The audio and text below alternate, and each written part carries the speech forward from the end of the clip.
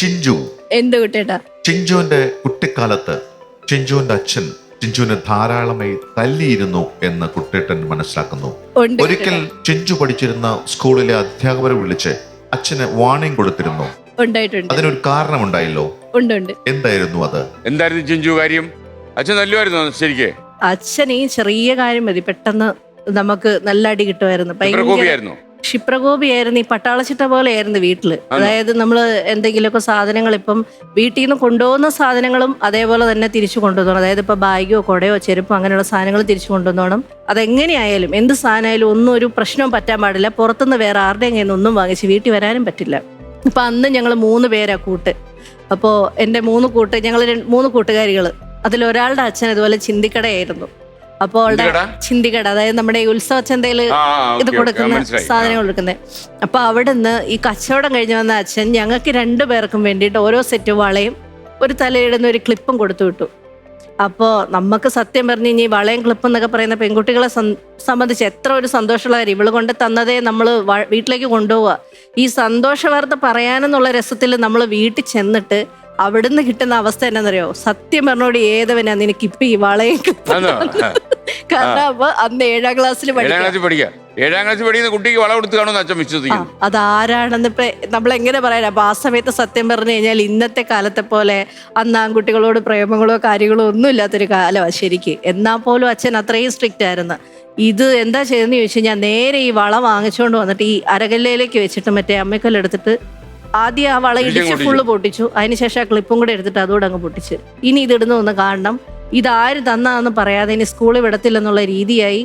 ആ സൈഡിൽ ഇങ്ങനെ നമ്മൾ വേലിയൊക്കെ പണ്ട് വീട്ടിൽ കെട്ടിവെക്കുന്ന പോലെ നമുക്ക് ഇഷ്ടം പോലെ വേലിപ്പത്തലും കൊണ്ടാണ് വീടിന്റെ 2 സൈഡും കെട്ടിവെച്ചിരിക്കുന്നത്. ഒരു സൈഡിൽ നിന്ന് വേലിപ്പത്തൽ പറിച്ചിട്ട് ഇങ്ങനെ അറ്റം വരെയുള്ള പത്തല് തീരെ വരെ അത് അടിച്ച് മുട്ടിന്റെ താഴത്തേക്ക് ഫുള്ള്.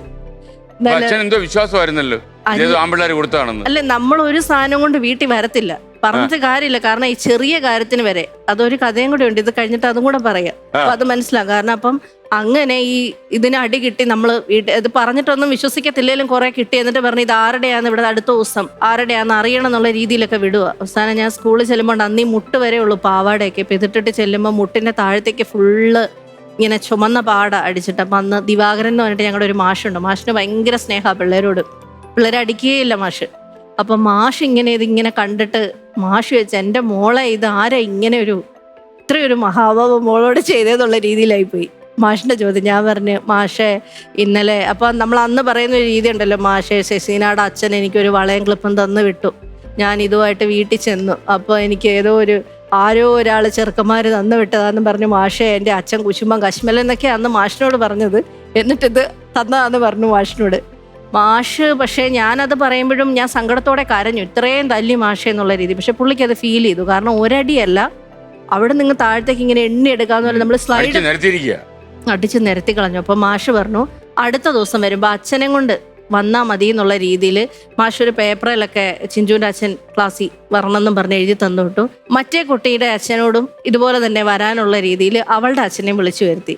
അപ്പൊ മാഷ് ആദ്യം ചെയ്തത് അവളുടെ അച്ഛനോട് ചോദിച്ച് കാര്യങ്ങൾ കറക്റ്റ് അന്വേഷിച്ചു. അപ്പം നേരാണ്, എനിക്കും കിട്ടിയിട്ടുണ്ട് മറ്റേ കുട്ടിക്കും കിട്ടിയിട്ടുണ്ട്. ഇത് 3ഉം വെച്ച് അന്വേഷിച്ചതിന് ശേഷം അച്ഛനെ വിളിച്ചിട്ട് ഈ കാര്യം ഒന്ന് പറഞ്ഞു. എന്നിട്ട് ചോദിച്ചു താൻ ഇനി ഇപ്പോ എന്താ എനിക്ക് ബാക്കി പറയാനുള്ളതെന്ന് ചോദിച്ചു. അപ്പൊ എന്ത് പറയാനാ മാഷെ, പെൺപിള്ളേരൊന്നും ആയിക്കഴിഞ്ഞാൽ അങ്ങനെ ആരും തരുന്ന സാധനം ഒന്നും മേടിച്ചോണ്ട് വരാനൊന്നും ഞാൻ സമ്മതിക്കത്തില്ലെന്നൊരു സ്റ്റാൻഡായിരുന്നു. അപ്പൊ മാഷ് പറഞ്ഞു ഇനി കുട്ടീനെ അങ്ങനെ തല്ലിയിട്ടുണ്ടെങ്കിൽ ഞങ്ങൾ ഇവിടുന്ന് കേസ് കൊടുക്കുമെന്ന് പറഞ്ഞു. പിള്ളേരെ ഉപദ്രവിച്ചു എന്ന് പറഞ്ഞിട്ട്. ഇല്ലില്ല, നമ്മളൊന്നും പറഞ്ഞിട്ടില്ല. ഒത്തിരി കരഞ്ഞു. അച്ഛനെ ഡീൽ ചെയ്യാന്ന് വെച്ചാൽ മാഷ എപ്പോഴും ഇങ്ങനെയാന്ന് പറഞ്ഞു. ഒരു കുറച്ചൊന്ന് എറിഞ്ഞിട്ട്, കാരണം ഇനിയെങ്കിലും അടിയുടെ അളവൊന്ന് കുറഞ്ഞു കിട്ടിയാലോ എന്ന് ഓർത്തിട്ട്. അങ്ങനെ പുള്ളിക്കാരൻ തന്നെ ചെയ്തു. അപ്പൊ പറഞ്ഞു ഇനി എങ്ങനെ തല്ലിയിട്ടുണ്ടെങ്കിൽ ഞങ്ങൾ ഇവിടുന്ന് പിള്ളേരെ പരാതി കൊടുക്കുമെന്ന് പറഞ്ഞ്.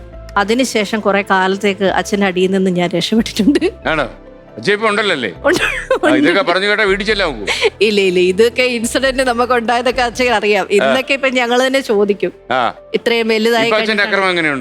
ഇപ്പൊ അച്ഛൻ്റെ അക്രമം കുഴപ്പമില്ല, കാരണം നമ്മൾ ഓരോരുത്തരുടെയും കയ്യിലൊക്കെ ഏൽപ്പിച്ചില്ല. ഇനി ആക്രമിച്ചു കഴിഞ്ഞാൽ നമുക്ക് ചോദിക്കാൻ ആളുണ്ടല്ലോ. അതെ അതെ. ഇനി മരുമോനിട്ട് വിട കിട്ടൂ? ഇല്ല മരുമോനിട്ട് വിട കിട്ടത്തില്ല.